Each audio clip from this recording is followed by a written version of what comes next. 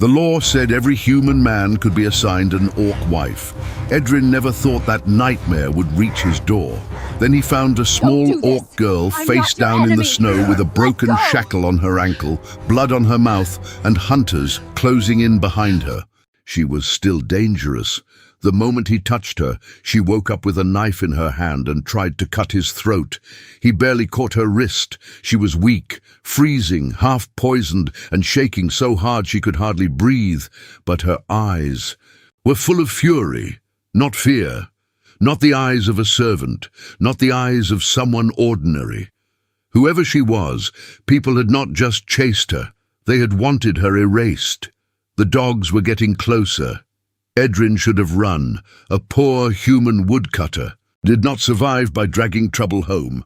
But when he saw iron bruised into her skin and heard her whisper, "Don't let them take me back," he made the worst choice of his life.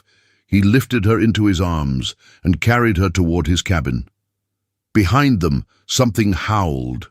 Edrin kicked. His cabin door shut with his heel and dropped the wooden bar into place, just as the barking grew louder outside. His whole house was one room and barely standing. Smoke stains darkened the low ceiling. Cold wind slipped through cracks in the walls. The table leaned to one side. The bed was nothing more than rough boards, straw, and patched blankets. In one corner sat a stack of chopped wood he had spent the week cutting. In another sat his tools, carefully arranged, because tools lasted longer than people did if you treated them right. He laid the orc woman on his bed, and suddenly the room looked even smaller, even wounded. She did not belong in a place like this. Her boots were made from thick black leather, stitched with patterns too fine for a common fighter. A broken clasp hung from her shoulder wrap, not iron, but silver. Her hands were scarred, but not like a labourer's. They looked trained, measured, dangerous. When he tried to untie the cloth around her side, her hand shot up again. "Touch me again," she said through clenched teeth, "and lose the hand." Her voice was hoarse, but there was command in it. Edrin stared at her for a second, breathing hard from the run. "Then bleed to death proud," he muttered, and reached for the kettle. That seemed to catch her off guard. He moved quickly, not gently, but carefully. He boiled water, tore an old linen shirt into strips and cleaned the cut along her ribs while she trembled with fever and rage. There was a dark bruise around her ankle where the broken shackle had been. Poison too, he thought, not enough to kill fast, but enough to weaken. Whoever hunted her had wanted her alive first. She watched every move like she was memorizing him for later. Edrin was used to silence, used to eating alone, working alone, waking alone. No one came to his cabin, unless they needed something cheap. But now a wounded orc woman lay in his bed with a knife under her hand and danger at his door, and his lonely little life no longer felt small. It felt exposed. Then, while he was wringing blood from the cloth, a firelight caught something hanging at her throat. A carved tusk medallion, split at the edge, and even Edrin, a man who knew little of orc nobility, knew that mark was not worn by someone ordinary. A second later, boots crunched outside his cabin wall. Edrin froze. The boots stopped just outside the wall, close enough for him to hear leather creak and snow shift under weight. The orc woman heard it too. In an instant, all fever and weakness vanished from her face. Her eyes sharpened, her fingers closed around the knife. Edrin blew out the lamp. The cabin dropped into darkness, except for the low red glow of the fire. Neither of them moved. A shadow passed across the shutter, then another. Someone tested the door once. Not hard, just enough to see if it was barred. Edrin felt the axe handle in his palm growing slick with sweat. The orc woman had pushed herself halfway up despite the pain, one hand pressed to her side, the other ready to strike if the door opened, but after a long, crushing silence, the footsteps moved on. They stayed still until even the dogs were gone. Only then did Edrin relight the lamp. The small flame showed her face drawn tight with pain. Again, she had spent what little strength she had left preparing to kill. "You should lie back," he said. "You should have let me finish dying outside," she answered. But this time the words did not sound like a threat. They sounded tired. Edrin went back to work. He cleaned the wound more carefully, ground bitterroot into a paste, and tied fresh cloth around her ribs. When he reached her ankle, she flinched hard. "The shackle did that?" he asked. Her jaw tightened. It was not a gift. That was all she gave him. He made thin broth from the last of his root vegetables and a bone he had been saving. It was plain, almost embarrassing to offer, but she drank it all. He noticed the way she held the bowl, steady, disciplined, even while shivering. Not like a frightened fugitive, more like someone refusing to let weakness be seen.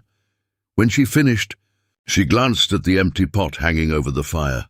"You gave me your share. I can eat in the morning." That was not an answer. Edrin shrugged and looked away. "I've gone hungry before."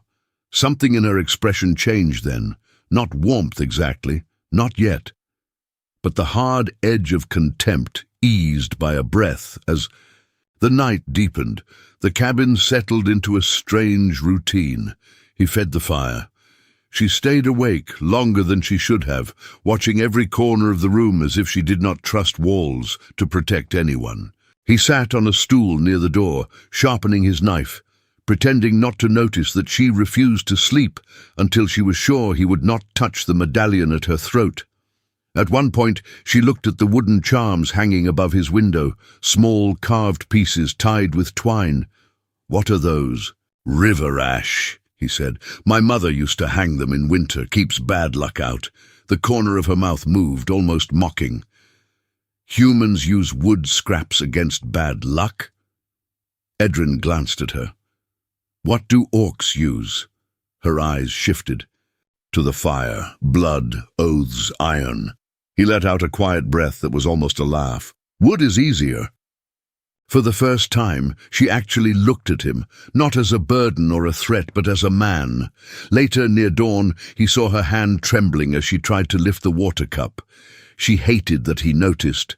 Instead of reaching for her, he moved the stool closer and set the cup within easier reach, making it seem like nothing. No pity, no comment. She stared at the cup for a moment, then said quietly, "You are careful." Edrin added another piece of wood to the fire. "I work with broken things. Careless hands make them worse." The room went still after that. Outside, wind pushed against the cabin and snow whispered over the roof. Inside, the fire burned low, and for the first time since he had carried her in, the orc woman let her eyes close without her hand on the knife. Edrin noticed, and just before sleep took her, she whispered one word he had not expected to hear from her at all: "Thank you." But when morning came, he woke to an open door, fresh cold air pouring in, and blood drops leading out into the snow. Edrin cursed under his breath and rushed outside without even pulling on his gloves. The snow was still, falling, light but steady, and the blood drops were easy to follow. They led past the woodpile, past the frozen bucket, and down toward the narrow river behind the cabin. He found her there on one knee at the bank, one hand braced against a stone, the other gripping the broken chain at her ankle. She had made it only that far before her strength gave out. She turned at once when she heard him. For a second, shame flashed across her face, harder than pain.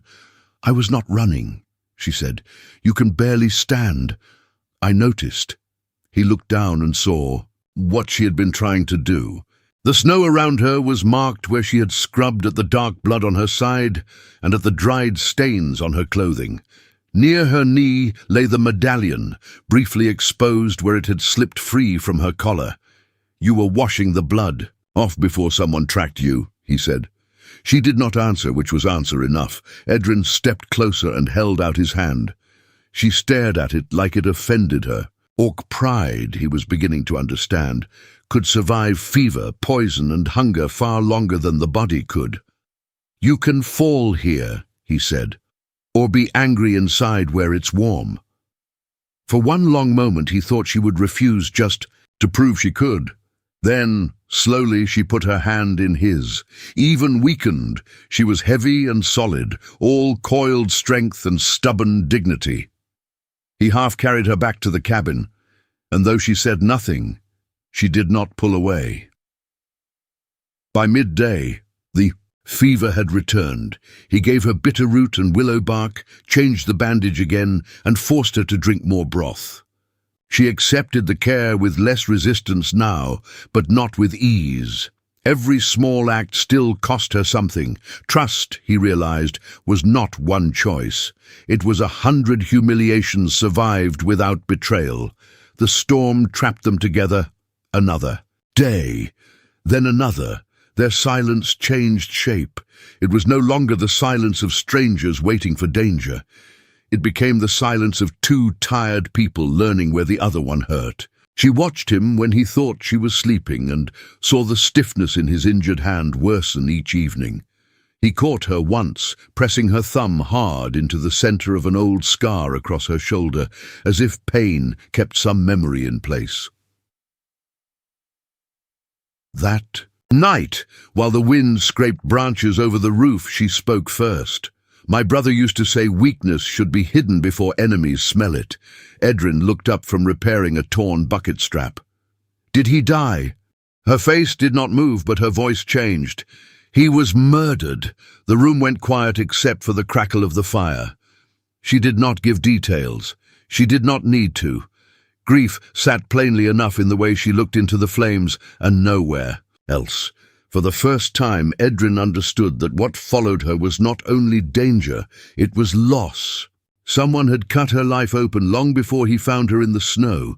After a while, she looked at his hand. "And yours?" He flexed the stiff fingers once. "Quarry crush. Years ago. You kept working. I didn't have a better option."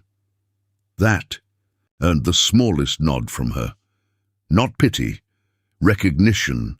Later, he showed her how he tied wax thread around cracked tool handles so they lasted through winter. She watched with surprising focus, then asked to try. Her big hands were clumsy with such fine work at first, and when the thread slipped, she swore softly in her own tongue. Edrin laughed before he could stop himself. Her head snapped toward him. He thought he had made a mistake. Then, to his shock, the corner of her mouth lifted. It changed her whole face. For one brief moment, she looked younger, less like a hunted commander and more like a woman who had not been allowed to rest in years. That moment stayed with him longer than it should have. But outside, the world was tightening. The next afternoon, Tobren from the village came by under the excuse of wanting his axe repaired. Tobren was the kind of man who smiled only when he smelled weakness. He stood too long at the door, peering past Edrin's shoulder into the cabin. "Heard dogs in the woods last night," Tobren said. "Heard riders, too." Edrin kept his face flat. "Then hear them somewhere else." Tobren's eyes dropped to the floor, where one large footprint had not fully dried near the hearth. He looked back up slowly. "You got company?" Edrin did not answer. Tobren smiled then, thin and ugly. "Careful, woodcutter. These days, hiding the wrong thing can get a man buried shallow." He left, but not before glancing once toward the window. Inside, the orc woman had already risen despite the pain. Knife in hand, breathing hard. "He knows," she said. "Maybe." "No," she said, moving to the shutter and peering through the crack. "He suspects." "That is worse." Edrin stepped beside her, far off between the trees, half hidden in the falling snow. Dark shapes were moving again. Not one rider this time. 5, and at the front of them was a tall figure carrying a banner marked with the same tusk crest hanging at her throat. The riders did not rush the cabin. That was what made them worse. They came through the snow in a slow, certain line, as if they already owned the ground beneath Edrin's feet. The banner at the front snapped, Once in the wind, and the tusk crest on it matched the broken medallion at the woman's throat exactly. She went still beside the shutter. Not afraid. Not surprised, just finished hiding, Edrin looked at her. "Who are they?" Her grip tightened on the knife. "My people." That answer landed harder than it should have. Outside, a deep voice called out in the orc tongue. He did not understand the words, but he understood command, demand, the kind that expected walls to open. She closed her eyes once, then straightened despite the pain in her side. When she turned back to him, something in her face had changed. The exhaustion was still there, the fever too, but now it sat beneath something older and colder. Authority. The same woman who had shivered in his bed now looked like she had once stood above battlefields and watched men lower their eyes. "My name is not Saka," she said. Edrin said nothing. She took the medallion from beneath her collar and let him see it fully in the firelight. Carved bone, silver inlay, red markings. Along the edge, no common symbol, no common life.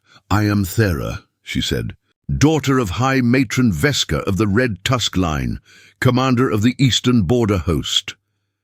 The words seemed to strip the air from the room. Edrin stared at her as if he had never seen her before. In a way, he had not. Not a fugitive, not a nameless wounded fighter, a high-born orc war leader. A woman whose name could move clans, and she had slept under his roof, eaten from his pot, let him bandage her like she was only another broken soul the winter had thrown at his door. "You lied," he said at last, her jaw hardened. "I hid what? Would have put a blade in my throat faster. That was my choice to make." A beat passed. Pain flickered across her face, but he could not tell whether it came from the wound or his words. Outside, the voice called again, sharper now. Thera drew a breath. "They are not here to rescue me." That made him look at her again. She spoke quickly then, because now she had to. She had been taken during a political escort, she said. A joining was being arranged under the new law between humans and orcs, not for love, not even for peace, but for power. She was meant to stand as the first great symbol of the treaty. Instead, someone in her own ranks betrayed her. Poison in her drink, shackles at her ankle, her escorts slaughtered. Her death meant to be blamed on humans, so war could begin again, with her blood as proof. "And the law," Edrin said slowly, the dread finally taking shape. "The law that says humans must take an orc wife." She met his eyes. "I was meant to be assigned to one of your village leaders, a public bond, a staged vow, a leash, dressed as peace." The room turned smaller than ever, not because of the riders, because now he understood just how far above. Him, she stood. He thought of his cracked table, his patched blankets, the broth she had eaten because she had no choice. He thought of her watching him with those unreadable eyes, while knowing all along that she came from a world where men like him were not even considered worth speaking to unless they carried wood or obeyed orders. And yet she had let him believe. They were simply two strangers against the cold. "You should have told me before I carried your secrets for you," he said. Quieter now. "Before I mistook your need for trust." That hit. For the first time since he had known her, Thera looked shaken. But there was no time to let the wound settle. The cabin door shook under a heavy fist. Then another voice came from outside. This one in broken human speech. "By order of Red Tusk Blood and Border Law, open this door. Deliver Lady Thera. Deliver the human who concealed her." Edrin's blood went cold. Thera stepped forward at once, putting herself between him and the door, despite her injury. "Stay behind me," she said. He almost laughed at the madness of it. "They want me too." "Yes," she said. And now her voice was iron. "Because if they cannot kill me quietly, they may still kill the man who kept me alive." Then the bar on the door cracked, and Edrin realized the war had reached his house before either of them was ready. The door split inward with a crack of old wood, but Thera moved first. She kicked the broken table sideways into the opening, buying only a second, maybe two. It was enough. Edrin grabbed the iron poker from the hearth and drove it through the hand of the first man reaching in. A roar followed. Snow and torchlight spilled into the cabin. Someone outside shouted in the orc tongue. Another voice barked for Thera to stand down in the matron's name. Thera's answer came like a blade. I stand in my own name. That froze them. Even wounded, even pale with fever, she stepped into the center of the room like it was a war. All and not a poor woodcutter's cabin with smoke in the beams. Her knife was low in one hand. Her medallion hung visible now. Bloodline, command, claim. The men outside hesitated. Then one of them made the mistake of speaking too boldly. The matron commands your return. The human is nothing. Give him to us. Thera did not even look back. When she answered, he is under my protection. Edrin felt those words hit him harder than the breaking door had. Protection. From her, it sounded like law, but it also sounded like distance. Like he had become a burden she would carry because honor demanded it. The thought burned. The men outside pressed again. One torch flew through the doorway and rolled across the floor. Fire licked up the leg of the stool. Edrin stamped it out and turned just in time to see Thera sway on her feet. She was losing strength. He caught her arm. You can't hold them. No, she said, breathing hard, but I can stop them from taking you. Then she did the last thing he expected. She turned to him fully, with chaos at the door and death one breath away, and lowered herself to one knee. Edrin stared at her. Outside, even the riders went silent. Among humans, the gesture might have meant pleading. Among orcs, he understood at once from the shock on every face that it meant something far greater. Edrin, she said, and there was no command in her voice now, only truth. Hear me before they break this house apart. His grip tightened on the poker. In my clan, she said, a high-born female does not kneel unless offering bond, protection and name by her own will, not by treaty, not by order, not by politics. Her eyes held his with a force stronger than anything in the room. I was meant to be traded, displayed, used, but you did not ask what I could give you. You took me in when I was hunted, fed me when you had little, and touched my wounds with more honor than most of my own blood. He could not breathe. I offer you this before witness, she said. Come with me. Stand under my protection. If you must, stand beside me if you can. I will give you land, a place in my stronghold, my clan's shield, and my word that no one will ever make you small again. If you choose it, I will take no other bond. I will name you before them all. The room felt suddenly too narrow for the choice inside it. Everything in Edrin wanted to believe her. That was the worst part, because wanting it was dangerous. He looked at her armor, her medallion, the banner beyond the broken door. Then at his own rough hands, scarred, empty, blackened by labor and smoke. He thought of the village that barely wanted him. He thought of her world, where every stare would measure him and find him lacking. He thought of waking one day in her halls and seeing pity where he had once imagined respect. You make it sound simple, he said, voice rough. Her expression broke, just slightly. It will not be simple. I'm a poor man in a broken cabin, and I am a hunted woman with enemies in my blood. That is not the same. No, she said, it is not, but loneliness is. That silenced him. Outside, one of the riders shouted for the attack to resume. A spear slammed into the doorframe. The wall shook. Edrin looked at Thera, still kneeling in ash and firelight, offering him not a dream, but a difficult future with her hand open in front of everyone who could use it against her. No pride, no disguise. No distance, just choice. And for the first time in his life, the thing standing before him was not survival. It was belonging, and it terrified him more. He bent, pulled her up before the next blow hit the door, and said the only honest thing he had. If I step into your world, I may lose everything. Thera's hand closed around his wrist. Then lose it with me. And when the door burst wide for the second time, Edrin stepped to her side instead of behind her. What followed cost them both more than either had spoken aloud that night. The riders did not take Thera back in chains. They left with blood.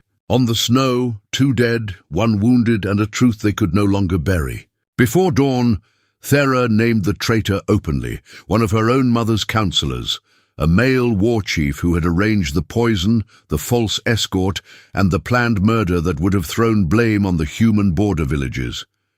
Edrin, who had seen the shackle, the poison, and the fear in her before she ever spoke her name, became the witness her enemies had not expected to survive.